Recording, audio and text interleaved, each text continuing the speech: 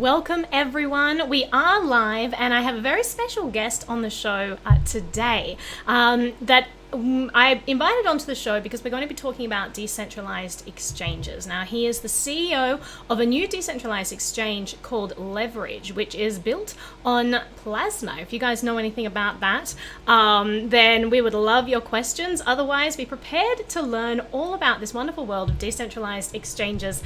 And welcome to the show, Bharath Rao. Nice to be here. Nice to talk to you now, Naomi. Absolutely. It's wonderful to have you here. Now, before we go into the technicalities and and ins and outs of how all of this works, let's talk a little bit about your background. So I've chatted to you previously and you've sort of run me through your journey of discovering cryptocurrency, which is pretty interesting. And it really comes from what I think is a really great place. Now, you started out actually on Wall Street. So give me a little bit of a rundown of your history so that the audience can get to know you. Right. So I was on Wall Street. Worked on Wall Street from 2000 to 2009. I worked at JP Morgan, Goldman Sachs, Lehman Brothers, Credit Suisse, but most of my time was at Goldman Sachs. I've seen the crisis. I've seen the crash of 2000. I've seen the financial crisis of 2008. And what I realized, seeing two crises in one decade, is that regulations as we have them today do not. Oh, you cut out a little bit there. Say that again. So regulations as we have them today? Yes, regulations do not prevent any crisis, but they create paperwork, hoping to do some root cause analysis and prosecute wrongdoers. But when a crisis actually happens, it could go unresolved for many, many years. MF Global, I think, is still, it's more than 8 years, is still being processed today. Mm-hmm. So I sort of was disillusioned with the current financial system, and I wanted to move away from working on Wall Street. And that's really, I mean, that's how crypto was created, with people, as you were, being disillusioned with what they were seeing around them and saying there needs to be a better way. And so you, from there, you moved away, and then you discovered, when did you discover Bitcoin? I discovered Bitcoin, I think, sometime in 2011 or so, late 2011. And Bitcoin had just had died its first death. I read the first The Bitcoin first of many were to come from there. and it had crashed to like $2, and people said, well, this was something interesting, but it's not going to work, it's done. But when I read about it, I realized that this is something that's going to change the world and solve all the problems with the current financial system. And what did you like about it? Did you like the fact that it was decentralized? Because clearly decentralization is a passion of yours in particular. Yes, the thing that as I read more about Bitcoin, I read in various backgrounds that went into it, including Nick Szabo's statement, "Trusted third parties are a security hole." Mm-hmm. And I realized that all the issues we have in the current financial system are because a small group of people control the wealth of a large group of everyone else. So banks debase their, banks destabilize using their products. The governments debase their currency, and essentially this is the problem is custody. Mm-hmm. So what Bitcoin did was that it put custody back into the hands of the owners. And I wanted to see if we could do that on other financial systems above the base system of currency. So I wanted to create an exchange, which was something that had a proven use case, and wanted to create something non-custodial with an exchange. Yeah, I think that's wonderful, because I mean, I think what we're looking at the moment in terms of what Bitcoin is capable of, what blockchain technology is capable of, like, we've really only just seen the tip of the iceberg. And I think that the world of all of these traditional financial products and derivatives and securities, I mean, it's just huge. and we haven't really, gotten into the thick of that yet. And I take a lot of issue with the traditional financial infrastructure, as you do, and just see so many errors. Like you said yourself, it's all to do with custody, right? It's all to do with who gets to control the money, and there are lots of laws that say that individuals can't have direct ownership of a lot of these financial products. And I think a lot of people blame the financial products, but really the root of all of this issue seems to come from the custody of that the government has basically mandated that select few have the right to hold this on your behalf, and then they can do whatever they want. They can rehypothecate loans, they can do all kinds of things, and we don't really know what's going on because it's a very opaque world. And so let's talk a little bit about Leverj. You're the CEO of Leverj, and this is a decentralized exchange that you built. That you built on the knowledge and experience that you gained from previously working in the traditional finance, and you found a better way to do it. So this platform is 100% non-custodial, right? That is correct. So our thesis is that centralization of custody is the root of 80 to 90% of all financial, the financial system, and centralization of information is the rest. So if you look at how the regulations exist today, they exist to deal with the fact that custody is with a small group of people. And if we take that custodial power, which corrupts people who have it, and give it back to the people who actually own those assets, regulation is neither necessary nor possible, and it would just make things much more valuable. Just like Bitcoin is much more valuable than the US dollar, a financial system built with the same values as Bitcoin would be a lot more valuable and useful. So we tried to figure out how to do that in different currencies. We tried something in Bitcoin. We were able to do this with Ethereum using something called Plasma. This is from Vitalik and Poon. And the system that they had written was unsuitable for trading because it had several issues, such as shredding of the UTXOs and so on. So we created our own flavor, which is designed specifically for trading. And it was a lot of iteration, a lot of research. We wanted the paper to be accessible. We wanted the math to be simple to understand. Once we were satisfied, we built an exchange on top of it. We launched it just under a month ago. And hopefully we are going to, very soon we'll have a derivatives platform on. Oh, you cut out there. So I'll take this opportunity to jump in.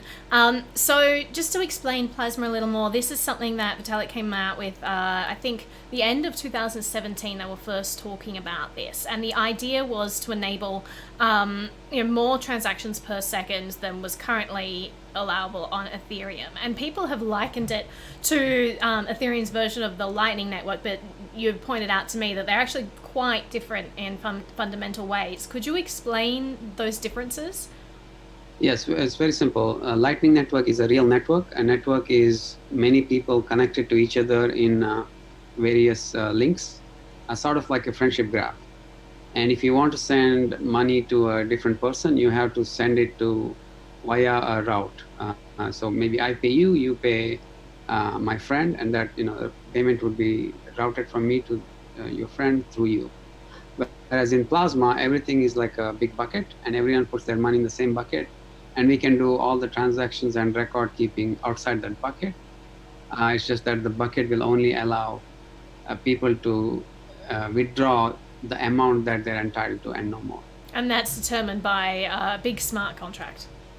Yes, by the Plasma smart contract, to which you have to you have to submit proof of ownership, and it will verify that everything is accurate, and there's a way to create a consensus about an ordering of the transactions. So essentially, it's just like Bitcoin, but everything except custody happens off-chain. So only the deposits and withdrawals are a concern of the Plasma contract. So this allows you to build anything on it, add any features without having to redeploy a new contract.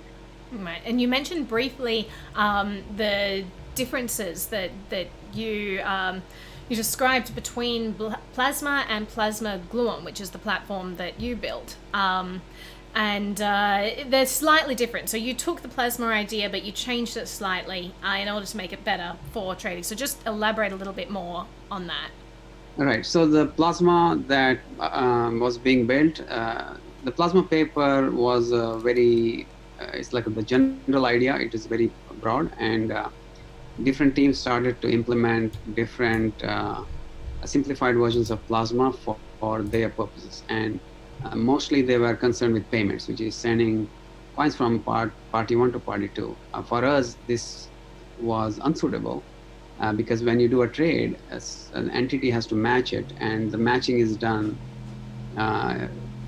It will create, it will shred the UTXs to tiny bits. So we had to create an account-based system. This was the biggest change. The second is we wanted a very small footprint on chain, which meant that if the root chain is congested due to some activity, the plasma chain should not be affected. We also wanted fast withdrawals. We wanted, people are used to withdrawing in minutes. The original plasma idea would require people it would take 2 weeks to withdraw. So things like that.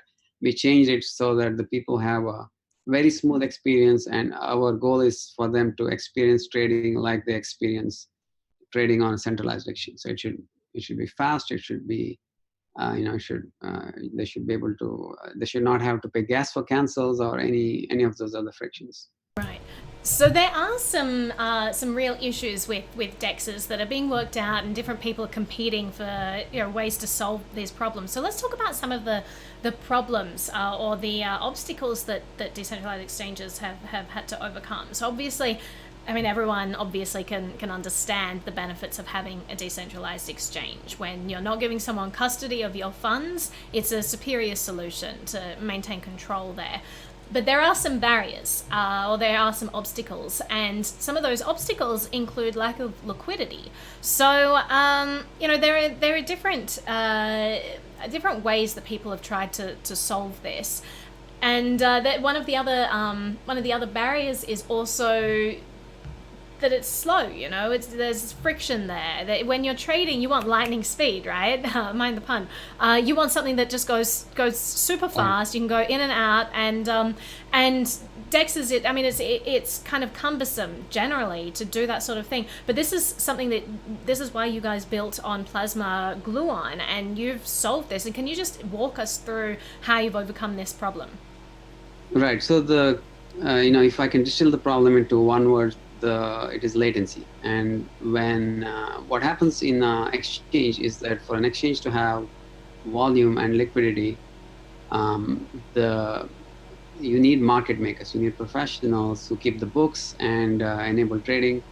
And when there is latency, even small amount of latency, the market makers are guaranteed to lose money. So if the latency is approximately 130 seconds, it's a guarantee that the market makers will lose every single penny they put into that system, which is why most market makers do not market make on desks. They are paid by the protocols to market make, and even then they won't be able to turn a profit. So by having no latency to place orders, to cancel orders, to move orders, we can offer the same latencies as a centralized to enter. You cut out for a second there, so you can offer the same latency as a centralized exchange. Yes, we can offer the same latency as centralized exchanges, and this will enable market makers to provide liquid books on, and they can get all the benefits of having custody of their own funds and not worrying about something going wrong with the exchange, and still be able to make the same amount of profit as they do on a centralized system. Right. Can we talk a little bit about the regulation surrounding these things? So there have been some issues before, the SEC coming in and saying, well, this decentralized exchange, it's a securities, and kind of targeting them.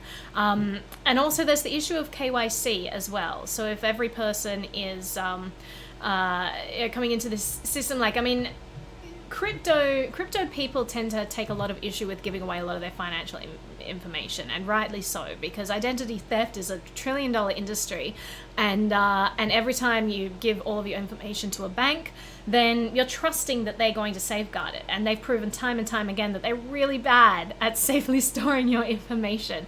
You give them your name and your date of birth and your social security number and your every person that's ever been related to you for the past 3 generations, and time after time again, you have all these hacks and this information is leaked, and yet the government keeps mandating that we have to keep giving out this information. That creates tremendous hardship for people. Like, if you've ever been a victim of identity theft, it's just a huge thing. It causes so many issues, and it's really hard to get that stuff sorted out.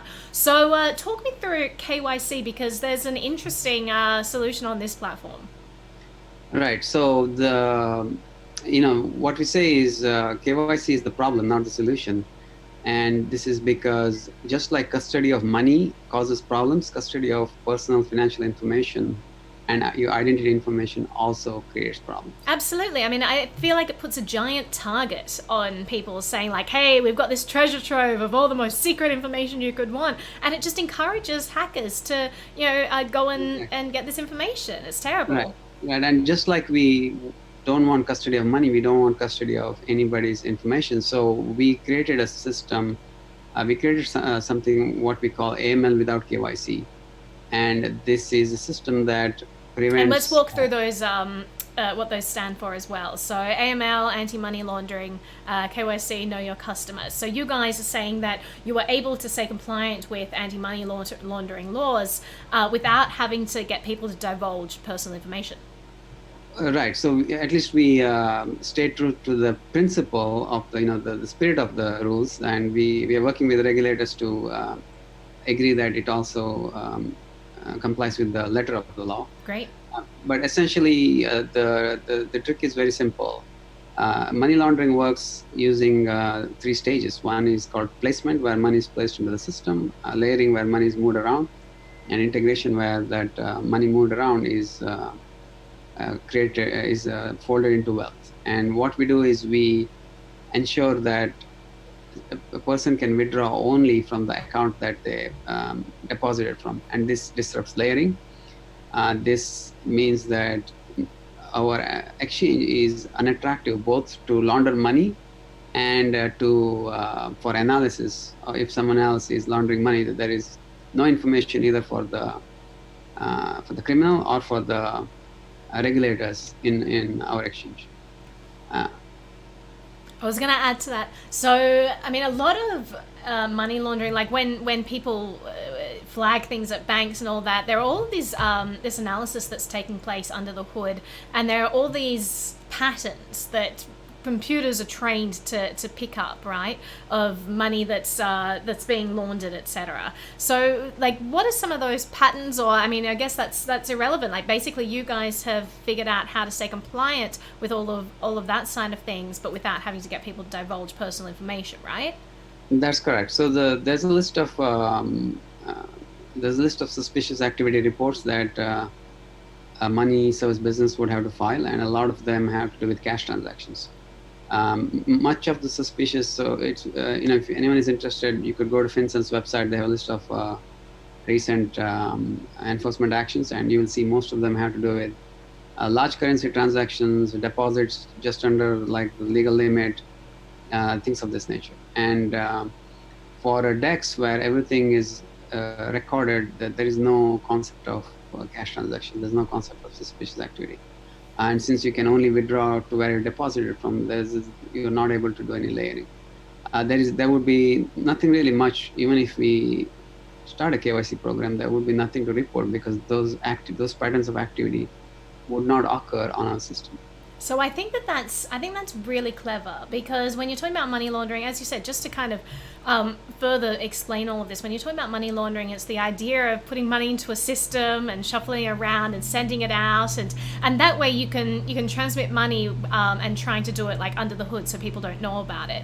And so, as you said, you guys have implemented a rule where any withdrawals go back to the same account where you put it in that you use to put the money into the system, and so there's no way for that that money to be laundered. Like there's no other avenue for it to go out to.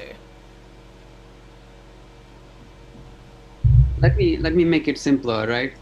Uh, I have read through a lot of the enforcement actions of FinCEN, and I haven't found a single case of money laundering that did not have a custodial intermediary. So without a custodial intermediary, there is no money laundering. If you're non-custodial, it is not possible. It doesn't even make sense to even attempt to do some sort of laundering with that system. Right. And I think that's also, I mean, it's not just helpful on that side of things because it helps you to protects people's privacy, financial privacy, and the privacy of their personal information, but it also goes with the ethos of people in crypto as well.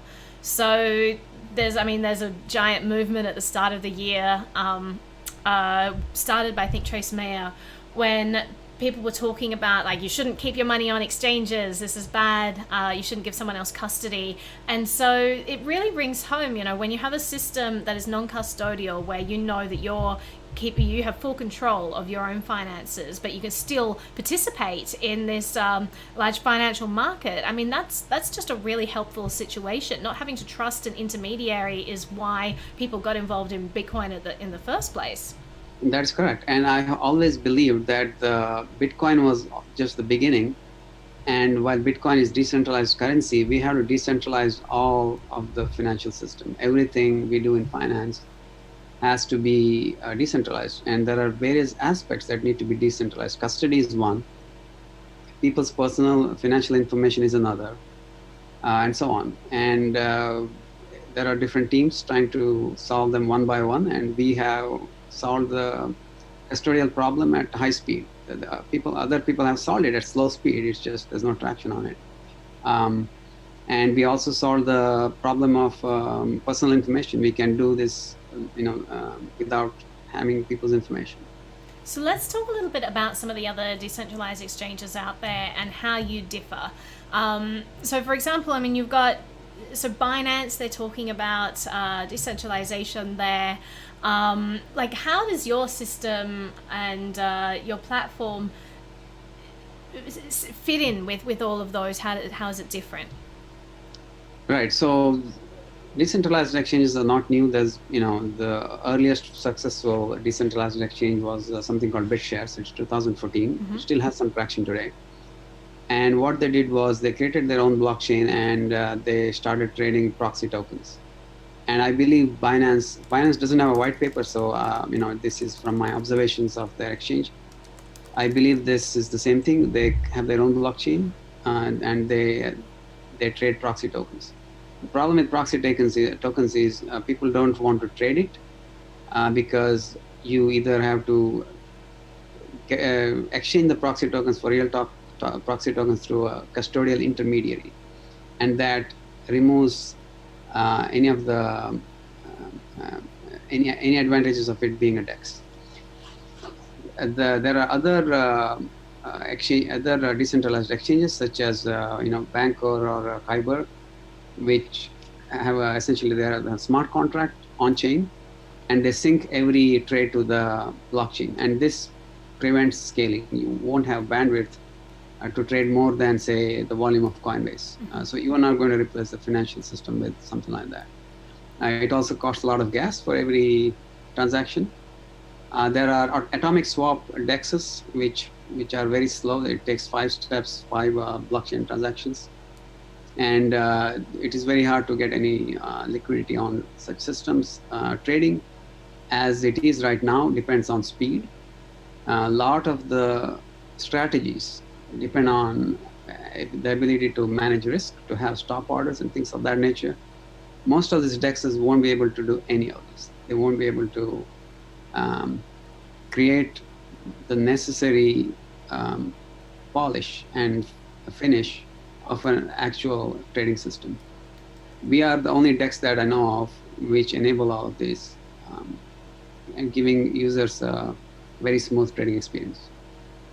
Absolutely. I mean, it's very interesting. So let's talk through step by step how your platform works, and if I were to start right now, what are the steps I would have to go through? It's very straightforward. You would so right now we support MetaMask to manage your account.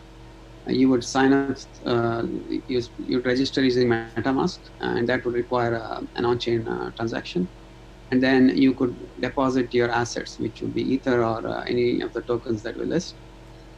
Once you do that, you can just trade like any other centralized exchange. After that, there is nothing to do on chain until you want to withdraw. And withdrawal is again very straightforward. You request a withdrawal, and after a while, you can simply claim the withdrawal. So other than that deposit and withdrawal, there is no on-chain footprint. So very similar to centralized exchanges. In centralized exchanges, it's slightly simpler to deposit and withdraw. On our system, it's slightly different, but I think the overall experience is comparable. Right. And someone just asked in the chat, they were wondering if Plasma is referring to Ethereum's second layer, Plasma. And I think it's important to kind of clarify that and say, well, this Plasma is the idea that Vitalik and others came out with, and then there have been multiple iterations of this. So can you talk through some of the, like, what are some other iterations? So you've built out Plasma Gluon, but there are some others as well. Right. The earliest version of Plasma was something called Plasma MVP. Mm-hmm. And essentially the idea was that you could exit to the main chain through your based on first in, first out, using a priority queue. And then people started adding new ideas, and now there are literally about 20 different flavors, or probably more by the time we finish the conversation.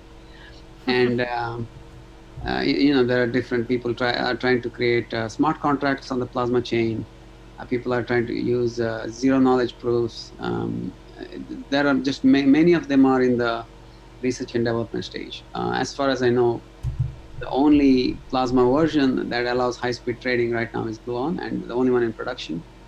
There are some Plasma versions for NFTs, which is non-fungible tokens.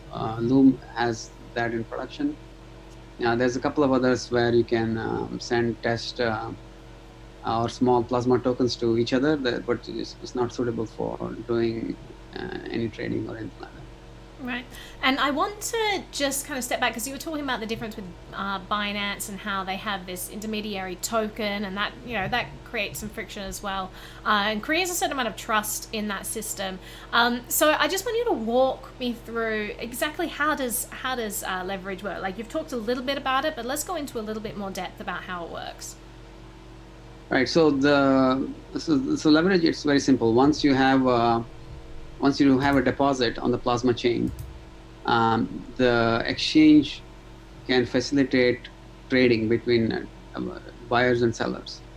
And so when there is a match, the balance of the users change, and each change is a new entry in the Plasma ledger. So it would show up on the Plasma chain, and it would just because there's nothing on the main chain, this can be at high speed.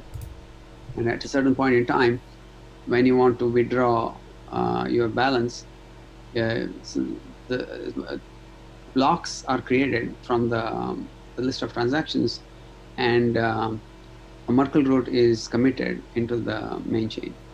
If you want to withdraw your coins, you have to submit a proof of your balance with the that it's committed on chain, and the smart contract would enable you to withdraw that money. So it is actually very straightforward and simple compared to some of the other constructions which require advanced math that I think maybe there are 100 people who can code it without errors right now. Right. Our math is fairly straightforward. There's thousands of people can code it, understand it, debug it, challenge it, review it, and so on. Right.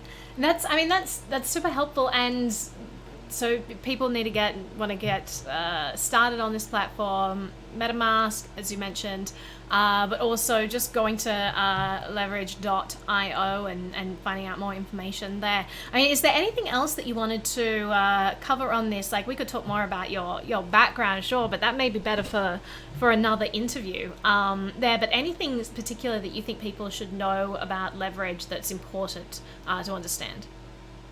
Oh, there's plenty, but Leverj,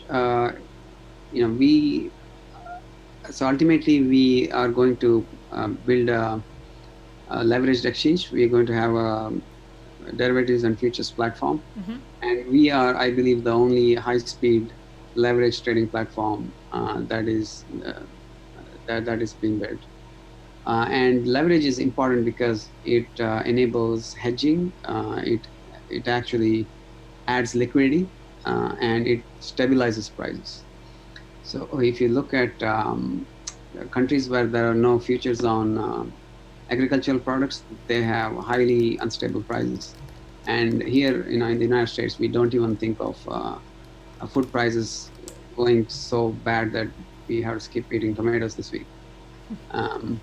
So leverage, the idea of leverage is we are going to enable people to hedge all manner of risks. And we're going to start with crypto, and we will move to everything else as soon as legally possible, including mainstream commodities, broad equity and commodity indices, and so on.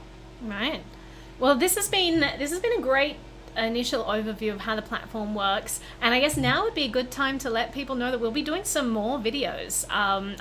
Trading is not something that I generally cover on my platform, and that's just because, like, honestly, I'm a terrible trader, and I first learnt what a margin call was by experiencing a margin call myself, and sort of like learnt hand on, and it didn't take me long for me to go, okay, this isn't for me. I'm not getting involved with this.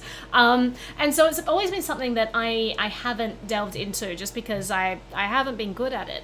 But I think that there are a lot of people out there who are very interested in this sort of stuff, who may be getting started, or who may be experienced traders and just looking to hear the stories of others. And there are some great stories out there. So we're going to be continuing this series and kind of delving into this world of trading more. So now that we've met, Bharath, it's wonderful to meet you, and I'll be leaning on your expertise as well a lot in this series.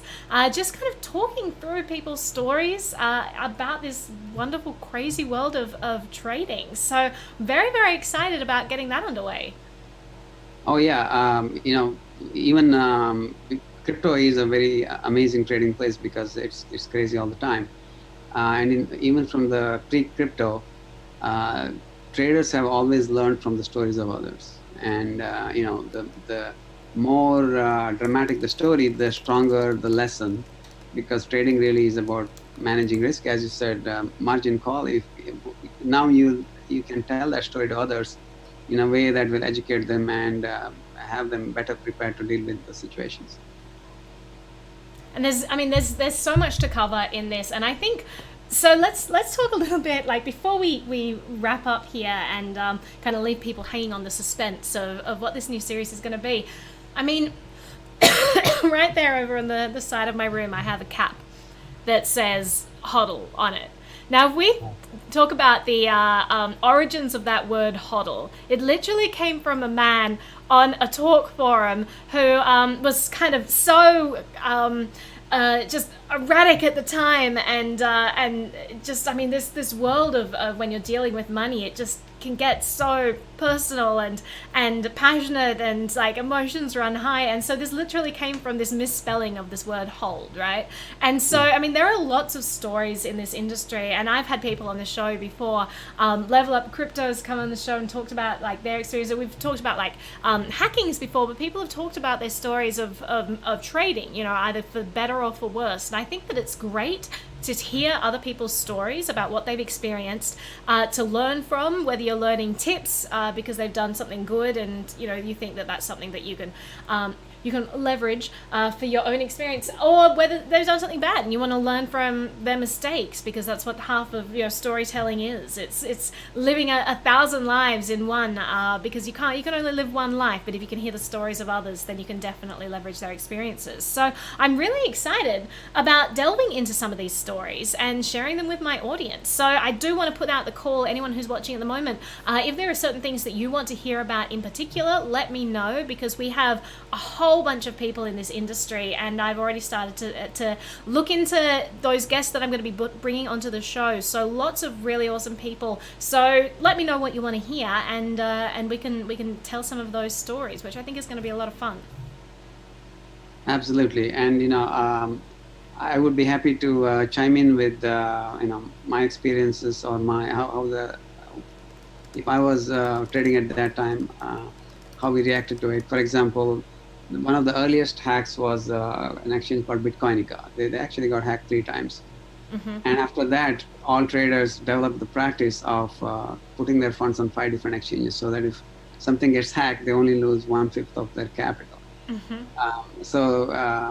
How the hacks happened, and those themselves are very interesting stories. How people made amazing amounts of money in a short time and lost it in the next minute. All of these stories are interesting when people encounter them for the first time. It's very educational as well on how they have to manage risk in this crazy crypto world. Absolutely. So we do have another question from the audience, just talking about decentralization. And I mean, there are different degrees of this, and we know this just from our own experience, but also from what the SEC has said as well. I mean, you had either Delta, that was a decentralized exchange, and the SEC came along and said, no, this is a centralized platform. So there are a lot of hybrid models out there, and it's important just to have that clarity, because there are certain things that need to be decentralized because they're really important. I think like ownership of funds is one of the key ones, and there are other things that sometimes it works with a centralized interface or things like that. So let's talk about just decentralization as we wrap up here, and where Leverj fits in as a decentralized exchange. Right. So we believe that almost all the value of decentralization is in decentralizing custody and financial information. So if these two are decentralized, then the fact that there is a different topology, or servers are in a different order, or you go to some website to access the interface, I think these are much smaller issues.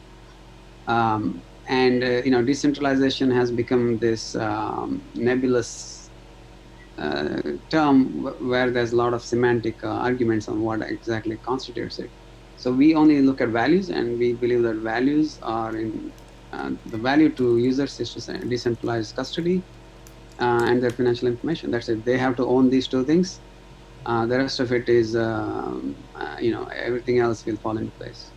Right. Someone did mention in the comments that they have tested out Leverj as a platform and confirms that this is as fast as a centralized exchange. So that's awesome. If you're looking for something that is fast, then give it a whirl. And I would love to know what you think as well. Give me your feedback, because I'm always looking for input from everyone else about some of the things that I'm interested in, and if you've had similar experiences there.